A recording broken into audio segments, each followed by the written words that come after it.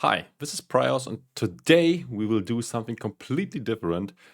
Normally, you only find videos on YouTube how to get good at gambling, how to beat the house, or how to beat sports betting, how to become good at poker. And the other side of the coin is shown way less than that. The truth is, most people are not built for it, and it's incredibly hard to beat the house or to win at poker, especially given the fact that you also have to beat the house too. I'm talking about the rake, so it's not enough to beat the other players. You also need to be good enough to also beat the rake.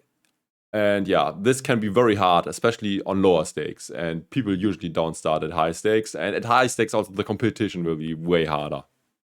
And yeah, I've in my YouTube video feed, I found this recommendation, and it sounds like it might be an interesting video, and I will give you my take on this. And this is from LADbible, and yeah, in this episode we sat down with Patrick Forster, whose gambling addiction had catastrophic consequences on his career and family life.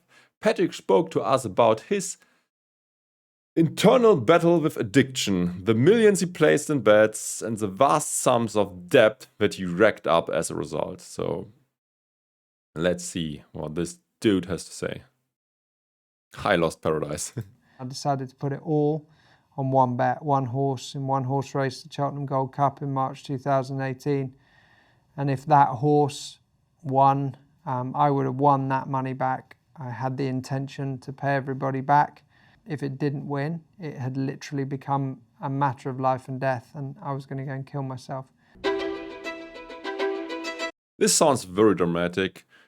Even professional players are sometimes doing bullshit like that. I mean, usually these guys don't stay professional players for long, but for example, I know a dude, actually that's a good friend of mine, and he also made millions playing poker. And he also picked up a serious gambling addiction, I would say. He's like, some people would tell him a degenerate gambler, because he played even the highest stakes, and he also had the tendency that he wanted to chase very, very badly if he was down.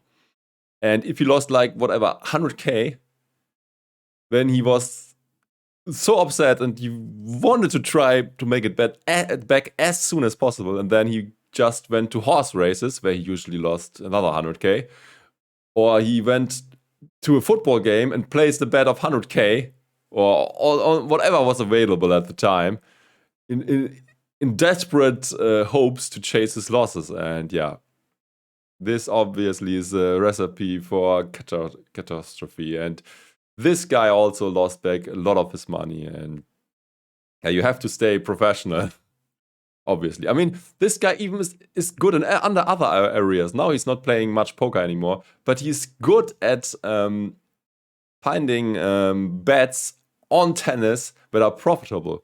But he still sometimes falls back in all old habits when he's down too much, that he's going to the horses and then loses back the money and stuff. So very, very the things that even happen to pros. And yes, I also know poker players who are geniuses at the poker tables, play very well, but they had to get themselves, what is it called? Self-excluded, not from poker, but from all the other stuff on the side, because they're also like sort of addicted and would otherwise lose all the money back in casino games. Okay, back to the video.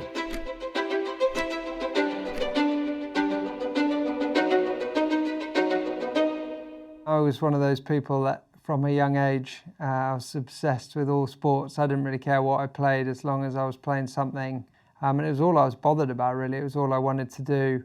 And then it wasn't until I was 15 when kind of professional clubs started to take an interest in me, and I got put on the academy at Northamptonshire, that's when I thought, okay, this is really something that might happen. Yeah, I think an issue with, I mean, often sports fans also gamble and place bets regularly on their team or whatever. And this can get addicted very fast and very quickly, because the game might be excited in itself already, but if you put a lot of money on one of the teams, it's getting even more excited.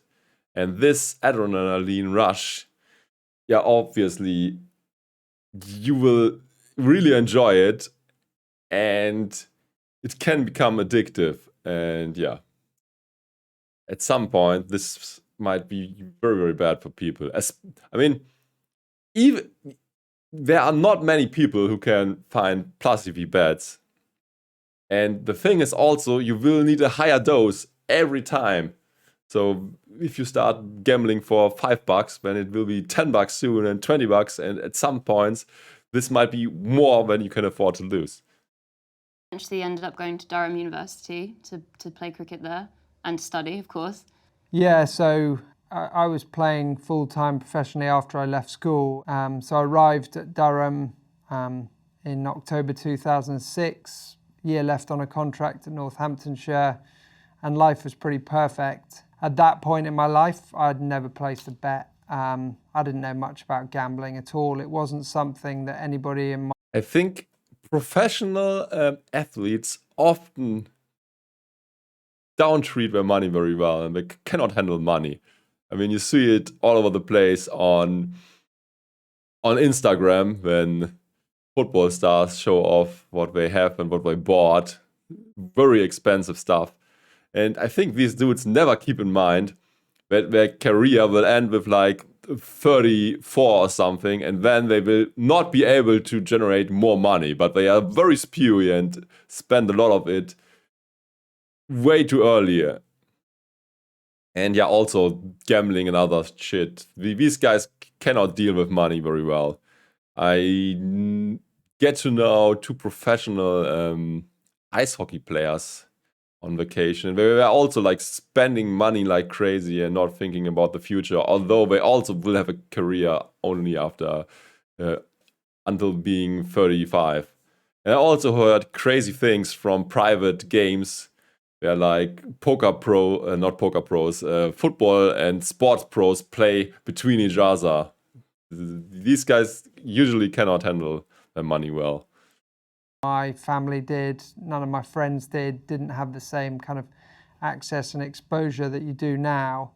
And a few of the guys that I kind of got in with early on, they were into it. It was something that they did. And one Saturday morning, we walked into a betting shop in the middle of Durham. I sat down in the bucket chair in front of the machine. I had £2 in my pocket left over from a night before, and being an overconfident, arrogant, slightly naive 19-year-old boy that was at the time, I put my £2 in the machine.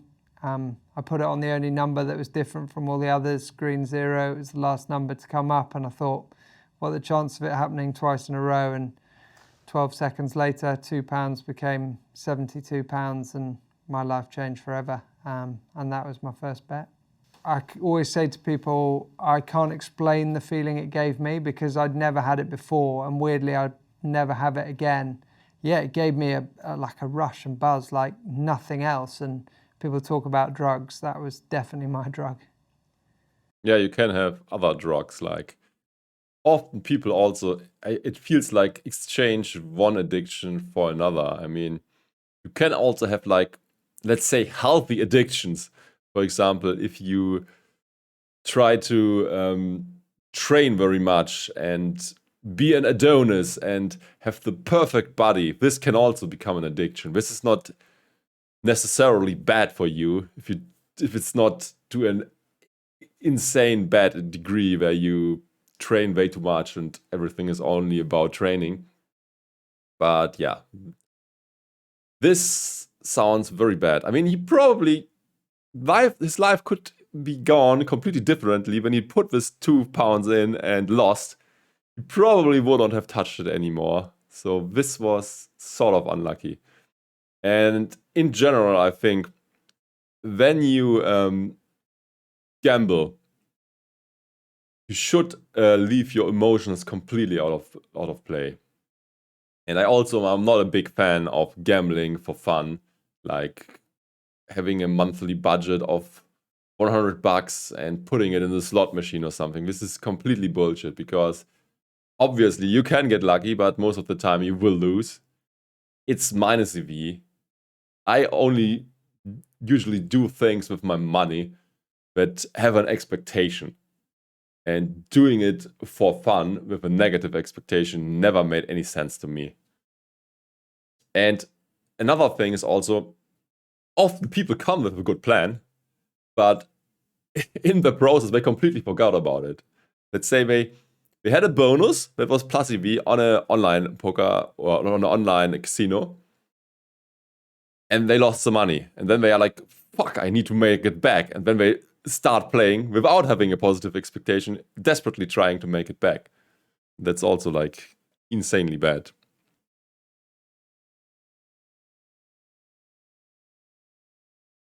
You can count online, actually, though. So the chat question is, but you also play blackjack on stream. That's minus EV2, right? Can't count cards online. The thing is, you can count cards. The disadvantage is the casinos usually will recognize pretty fast, and then they will not pay you.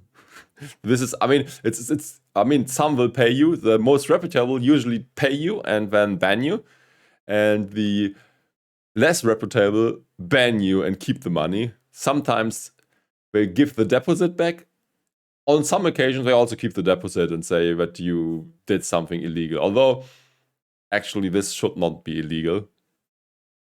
And to be honest, when I played on live on stream, or when I uploaded videos where I was doing supposedly insane gambles, this always was plus EV.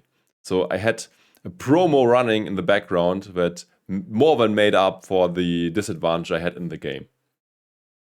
So for example, there might have been some sort of race where I had to do a certain amount of turnover, and this, at least at the information I had at the moment, was the award from the race was higher than the EV I lose playing at the blackjack tables, for example. Or I had a bonus on the same side, or a loss rebate. So it made sense to do that.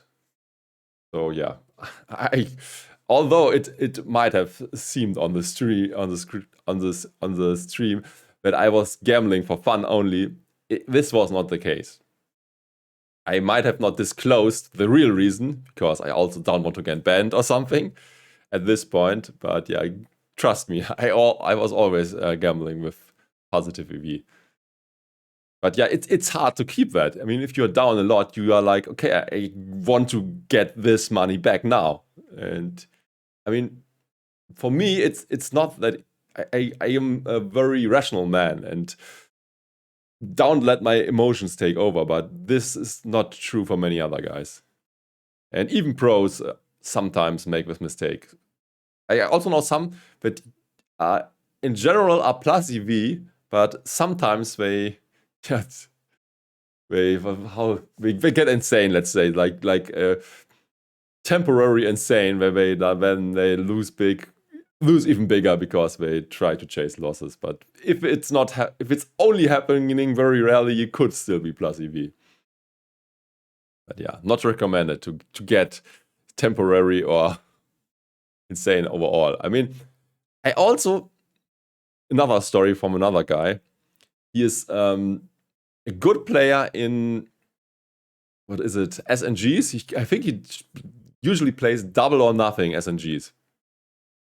And he is good at that. He makes like 3 or 4K a month with that. The problem, though, is if he is stuck a lot, his brain stops to function, and he will desperately try to make it back. And when this happened, he lost all his roll a few times already. He's like desperately chasing then sports bet, roulette, whatever. He uses all money available to him.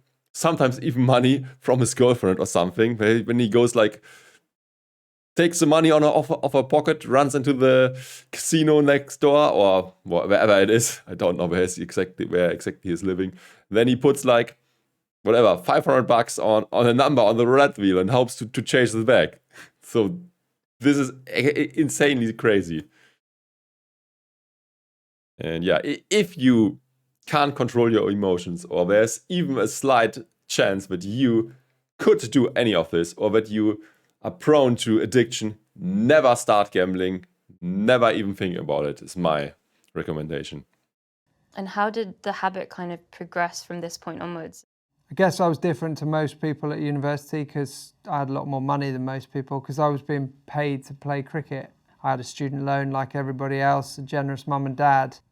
So I did have more money and I thought to myself, well, I can still afford to do what everybody else is doing, so who cares if I lose a bit gambling? The only thing about it from an early stage was it started to take up more and more of my time, and I wasn't always kind of totally honest about how much I was doing it. I'd go with my mates, there'd be a transparency around that, but then I'd also go 2 or 3 times. I think this is a big warning sign when you already start to lie to others how much you actually lost. And it's also a big warning sign when you do another activity, but you still think about gambling all the time. Then you should get help and you should self-exclude you from everywhere possible. Times at other points during the day on my own when they didn't realise. Whilst I was at uni in 2007, my cricket career ended, and I found that really difficult. That moment was tough. It hit me really hard, and I started to gamble more and more because I had the money, the time. It would actually replace sport in many ways. And then when I moved to London, it was a huge turning point because I'd moved to London, I think for the wrong reasons in many ways, because I'd kind of followed the crowd because I didn't know what I wanted to do with my life if I wasn't playing sport. And it was what all my mates were doing. I thought it's the done thing to move to London, to work in finance, to try and earn as much cash as you possibly can. And a big change in my... It also sounds that he is not the right guy for finance, because you can also gamble very hard on the capital markets. I think that's actually what many people do. They don't have a responsible strategy at all. And yeah, it's even easier to lose all your money gambling on the capital markets. I mean, you could leverage insane amounts, and I think it's even worse regulated than the casino.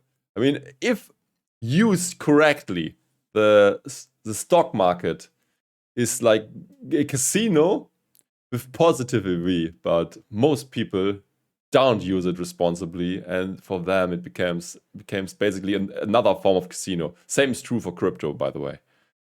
My kind of mindset was I was previously motivated very much by sort of success and achievement, and now I was only bothered about money. And I think that was partly because I was gambling, but also because that was the culture and environment that surrounded me. It was what kind of made people tick in that world. And so actually all I wanted was as much money as I possibly could.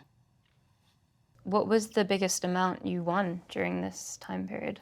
Doesn't sound like the right approach to gamble to make the most money. I mean, at least for most people.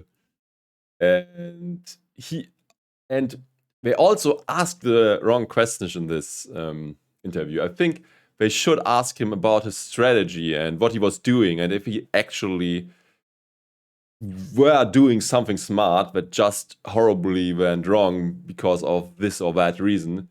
But instead they just ask, what is your biggest win? What was the biggest pot you ever played? I mean, that's also a question I always get when I tell someone that I used to be a professional poker player, or that I still play poker professionally, whatever. People ask like dumb questions. What is the biggest pot you ever played? Or what is the most amount you ever won? This is like stupid questions in my eyes, but yeah, whatever. having kind of received some good news at work, being told that I was getting a promotion, a bit of a pay rise, a Christmas bonus, all those things you kind of crave as somebody in that world, I went out with my mates to celebrate that night. Before I met up with my mates, I walked into the shop and I put the biggest bet on I'd put on to that point. It was a football accumulator.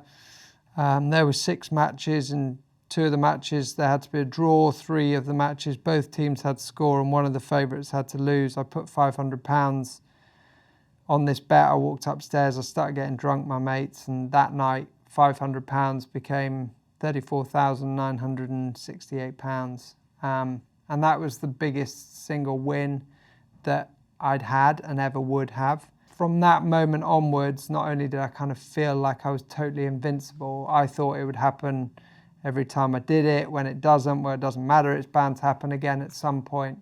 But actually Yeah, it sounds like he's not one of the smart gamblers. I mean, doesn't sound that he has a system. He's probably just, yeah. I mean, he probably has some idea, okay, this team is better and this is bad and this guy is injured, so this why I make this bet. But this is usually not enough to overcome the house edge. I mean, if you make these bets, you can calculate how much the house edge is. And on good bookies, the house edge is like 3%, and on bad ones, it's like 10%. And these betting shops, I would say in my experience, the average disadvantage probably is like 5 or 6% at least. And yeah, this is only true for big matches. The smaller the match, the more the advantage of the house will be, because it's harder to estimate how good and bad the teams is, and also the manipulating the game becomes more easy, because a low-level tennis guy, you can bribe him for less money than a A-level player in a big match. Yeah, and also accumulators are like the worst thing you can do if you are not having an advantage, because the disadvantages, the edge you don't have, like the negative edge, will multiply. And in the end, when you accumulate your bets, you will have a way bigger disadvantage. So this is the way to lose your money even faster. The worst thing about it was that was when it became like a drug, because now if I didn't win that amount of money, it didn't give me the same rush buzz hit, just like a drug, and I wanted that every. Yeah, that's like with every addiction. You need a bigger dose all the time, and yeah. Every time I did it, so I started to put more and more every time I bet, bigger stakes. So I'd keep doing it, but also I started to feel guilty, embarrassed, ashamed, stupid, emotions that I wasn't used to dealing with. And I started to combat those by drinking even more alcohol, taking... Oh, that's very bad. So multiple addictions stack on each other. So that's, I mean, yeah, that's actually not funny at all. And yeah, I think it's a sad fact that most people are just not made for doing this. And that's why casinos and bookmakers make so much money, because most people are just not having the skills to beat them on a long-term scale. And even poker, I think poker is probably the easiest to beat. It's still incredibly hard, and 95% of players are losers. Drugs, and life just started to spiral in a very, very different direction. I never told a single person in the world that I won that money that night. That was pretty hard, but I also lost it in a few weeks, and when it was gone, I wanted it back. Started trying to win it back, and then once I'd lost that money, I started to get into debt. And I guess over a short period of time, that changed completely. Nature of my job was kind of walking from the office to the Lloyd's building. Historically, I would, on the way there, I'd stop, go into the shop for 15 minutes and have a bet. That now became times where I'd be in there for maybe 3-4 hours. I wouldn't do what I was supposed to do. I'd then make up a lie about what had happened, and rather than that happening kind of once a week, it started to happen 3-4 times a week to every day. By that point, looks like this becoming more and more unhealthy, and he probably the catastrophe will get even worse, because probably he will get fired and he will have no income anymore, and paying his debt and financing his gambling addiction will become harder, and he might even steal from people and stuff. This is like the story you hear usually. I had 4 bank loans, I had 5 credit cards, I'd missed a couple of months rent payments, and financial situation was starting to become pretty dire. So he could even be homeless in the end. To tell the truth, I was starting to really struggle with my mental health, although I didn't want to tell anybody about that, of course. But yeah, financially, it wasn't great. But if at that point I'd stopped, it wouldn't have been as bad as it ended up being, that's for sure. Yeah, I think he should have listened better to all the warning signs. And also, his friends and family probably should have noticed and stepped in, or at least tried to help him. But yeah, the thing about it is, it's very hard to help these addicted guys, because they usually say, yeah, I will stop doing that, and yeah, I will get better soon, and I already self-excluded or whatever. But in reality, they don't want to stop, and they are still thinking they can make it back. I saw this very often also with guys in with guys that I'm friends with. So there's a story from another dude who did not have a well-paid job, and he was basically addicted to poker. And in the beginning, he always put all the money he made this month in, and lost it in playing poker in a very short amount of time. Also lost all his savings. But to his credit, he now actually is a professional poker player, and he was able to make the turnaround, and at some point he got good enough to beat the games. I mean, this was also like, he got lucky because he started at the right moment in time where it was still quite easy to make money playing online. And yeah, he also, I think he still has some signs of an addiction. I think he still has to play a certain amount of time to feed his gambling demon, or however you want to call it. But he is winning, so it's not that bad. But at some point, when there are no games anymore, the games became too bad, it can get worse, and he might have a problem. But as of now, he is fine. He probably is gambling addicted, but the good thing about it is he's making money, and he's playing poker. So, but yeah, still, this could have ended up way worse when he might have not have the skills, and got stuck to it, and whatever. He has the skills, but there are, I guess, on one guy like him, there are like 10 others who are not able to acquire the skills or the emotional stability to beat the games, and these guys are basically fucked. I put on about 3.5 stone, I had all this debt, and I thought, what on earth are you doing? I decided to try and do something about it and leave London.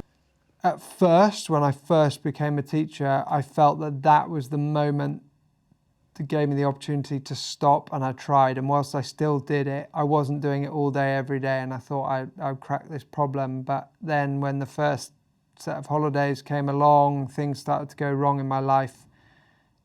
I just started to do it more and more, and eventually I would probably spend 75% of my day gambling, because I could do it on my phone. There's always a reason to be on your phone. People thought I was on WhatsApp, social media, emails, all those things that people are, but I was just gambling. And so it meant I could do it whilst I was teaching. It meant I could do it whilst I was doing whatever else. And I just did it all day, every day.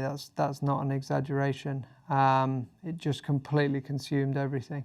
The salary I got paid would usually last the first or second day of each month. And then I'd think, well, how on earth am I going to pay off my debts, my bills, carry on gambling, live, afford anything? I turned to payday loans. I had 23 different bank and pay. Oh, payday loans are so bad. The interests and the fees they charge you for not paying in time and stuff is so expensive. Never get these type of loans.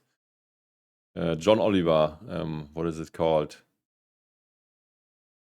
He has like a Sunday or Saturday night show. He has a great documentary about it, so never do that. I guess it's as bad in England. I assume this is a British guy than in the US. This is very predatory, this type of loans. Payday loans.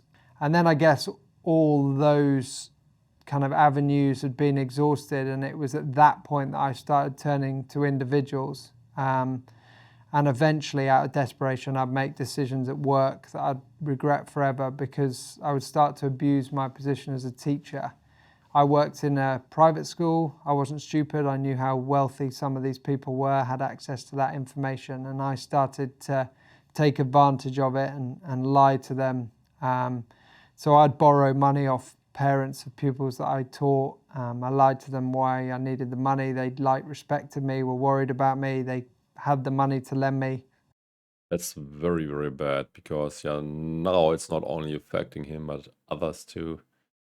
And I wonder if he will ever be able to pay all these money back. Let's see if they mention this later. I promised to pay them back. I didn't pay a penny back. I'd gamble it all away. And when it all came to a head, it transpired that there were 113 different individual people that I'd borrowed money off, ranging from about 75 quid, which doesn't sound too bad, up to the best part of £30,000.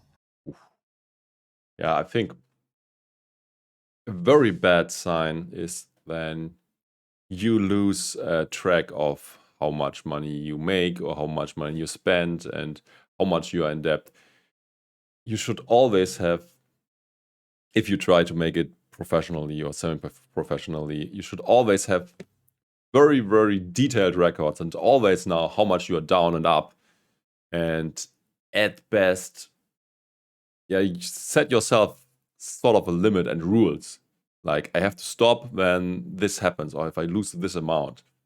And another rule would be, for example, test it. And if it doesn't work, stop doing it. So if you have a new system where you think you can beat whatever's Betfair, let's say. You have this system and it showed good results in the past, test it. Place a few bets, see how is it going. But if it's not working out anymore, for example, because maybe other people know it too and it's getting exploited too much and it's just not positive anymore, stop doing it and don't try to chase it in a different way. Just wrote off the money. It should be a small amount, and move on with life and don't end up like whatever his name is. And I had £500,000 worth of pure gambling debt that obviously now I'm spending the rest of my life paying back. Okay, so it's not paid back yet. And it started to take its toll. Living this double life was exhausting. And I actually knew in my heart of hearts it wasn't sustainable. There was no way I could kind of keep up this pretense. Essentially, the school that I was working at became aware of the scale and the extent of the problem, because they'd received complaints from all sorts of different people, and they'd kind of opened up an investigation. And at that point, I knew the consequences were going to be as bad as they could be. I knew that I was going to lose my house. I knew I was probably going to lose my job. There was no way I could carry on being a teacher there or anywhere else. And I knew I was potentially facing kind of criminal conviction. I might go to prison because I knew that I'd been kind of forging signatures on contracts, all sorts of different things. And after kind of receiving that news, I borrowed a sum of money off somebody I'd already borrowed money from, told them a lie I'm not very proud of. I said, look, I desperately need £10,000, but I promise I'll pay you back at the end of the week. And that's because completely coincidentally, it was the start of the Cheltenham Horse Racing Festival, the biggest festival of the year, my biggest week of the year. And I honestly believed I could turn £10,000 into $500,000. So I put on a series of kind of... I hope he's getting lucky, and I hope he's using the money to pay the people back if he got lucky, and that this is the end of the story, but probably it will end up bad. Speculative bets that not even I thought had a chance. And I had one bit of luck on the Thursday that will never ever happen again, when one jockey and trainer won pretty much every race. And the £10,000 that I had started with was suddenly £58,000. I decided to put it all on one bet, one horse in one horse race, the Cheltenham Gold Cup in March 2018. Wow, having goosebumps hearing that. Hope he's getting lucky. But yeah, usually this is not working out. I mean, to run up the 10K to, what was it, 50K or whatever, you had to get lucky. And I mean, you are... Give me a second.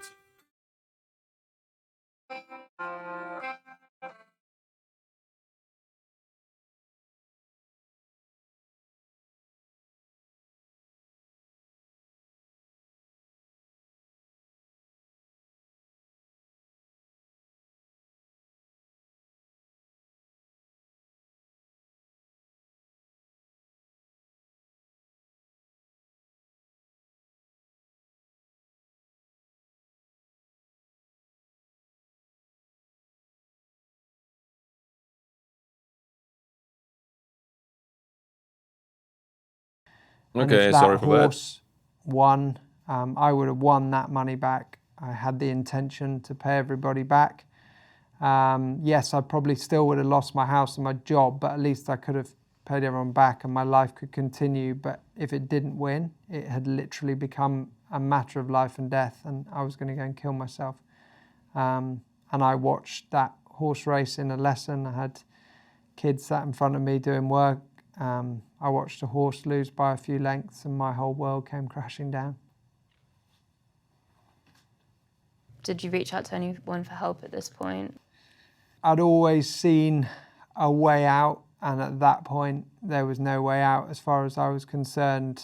I tried to essentially drink myself into submission, take an overdose of antidepressants, sleeping pills. I even tried to drive my car off the road in a kind of 48-hour period before eventually arriving at a train station, and was on the verge of doing the unthinkable.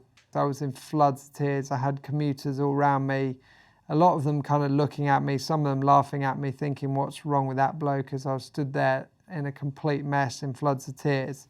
But actually I didn't care, because I felt real.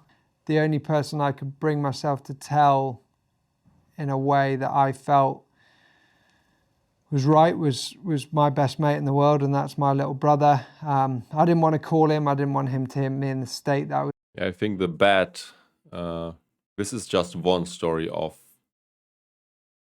thousands or even millions. And the gambling industry is ruining way more lives than it's...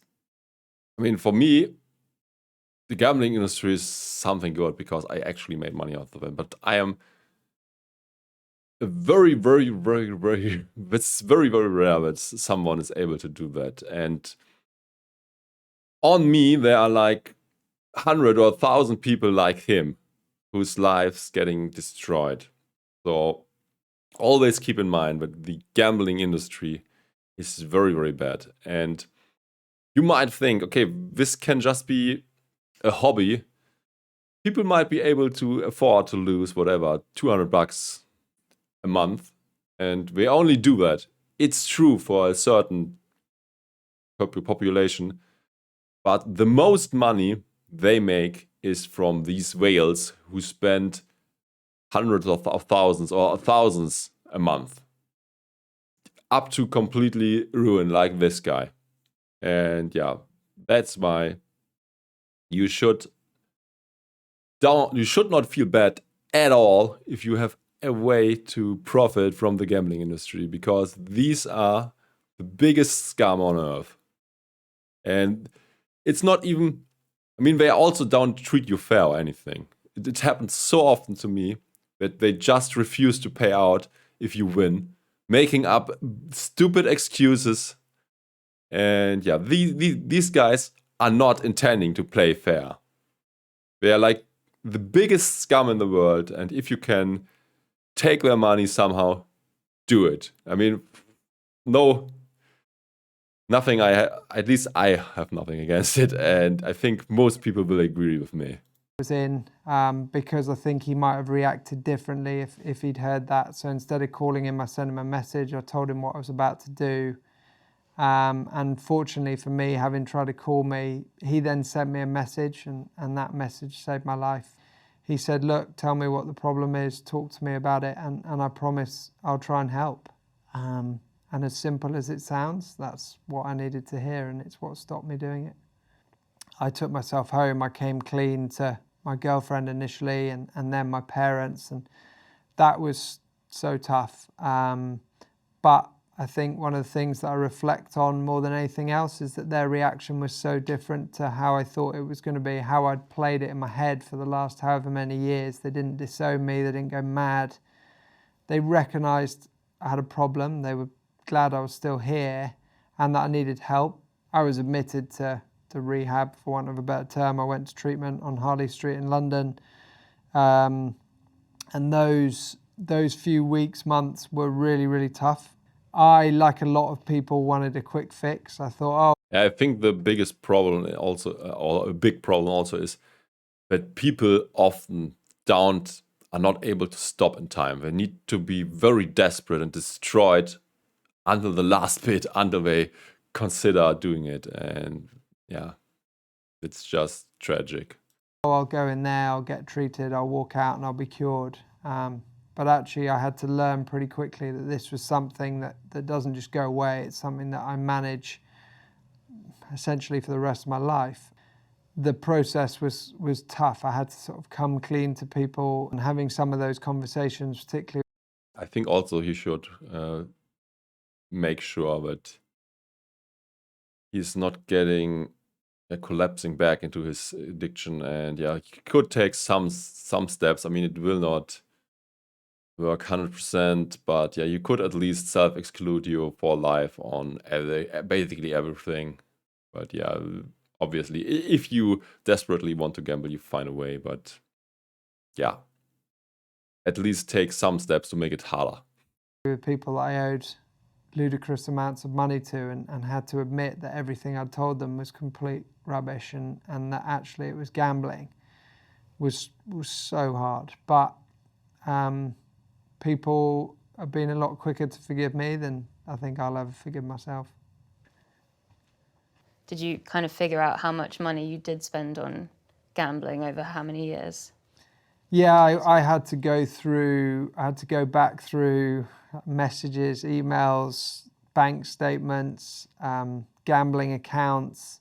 I think it transpires that over the course of those 12 and a half years, I'd transacted about £2 million worth of bets online, which was frightening in itself. The volume of bets, the amount of bets I was placing every day was mad. I had 76 different online accounts opened up in 65 different.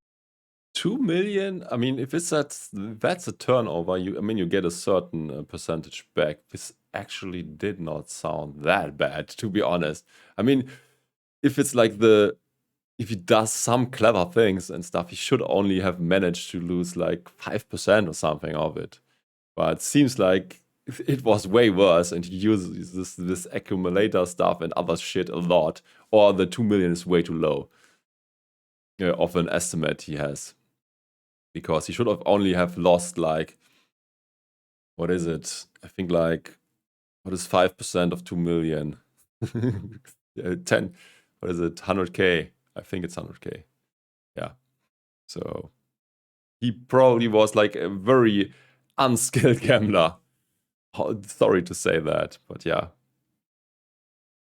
From people's names. So just the sheer scale of everything was just way beyond what even I thought it was, and in my head it was pretty big. Ultimately, nobody should go through what I did, and I often say to people I'm one of the lucky ones because I'm still here. Too many lives are lost to gambling every year, and that just can't happen. And you now do a lot of campaign work to help people struggling with addiction. What does it entail? So I now work full-time for a kind of organisation that specialise in education and prevention. We use our lived experience to try and raise awareness of the problem, educate people about the dangers and pitfalls, reduce... Yeah, he's probably one of the best guys we can engage because he lived through it firsthand. The stigma, help people kind of spot signs in themselves and other people. Do you have any advice you'd like to give to someone who thinks they might be addicted to gambling? Understand that it's very easy to lose control very quickly, and the sooner you can recognize that you've lost... True, very true. And yeah, you should get help in time and not when it's supposedly too late already, or when you already think about killing yourself. You kept on playing way too long. Lost control and do something about it, the better. I have an issue with the fact that gambling is so ingrained in culture and society, and yet... Yeah, that's way more true for Great Britain, where he probably lives, than in some other countries. I, for example, come from Germany, and if you say, I play poker, people look at you like you are an alien, but if you say the same in Great Britain, it's very well accepted. It's still a bit of a dirty word.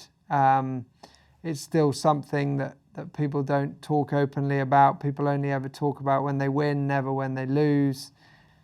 It's often something that people almost feel ashamed to. Yeah, it's people love to share their great successes when they won whatever amount in the casino or in the sports bet, and usually people forget about all the unlucky things, or they don't tell you because they are ashamed or whatever, or it's not making for a good story. Admit that they do. I think I would have found it much easier to talk about a problem with drugs and alcohol and gambling. That in itself is not right. So reaching out for help is tough, but tell someone. It'll be the best thing you ever do. One of the things I had to learn over and above everything else was that it was about managing this for the rest of my life. And I now am able to do that. Every day that goes past, I feel like I'm further away from a bet, which can only be a good thing.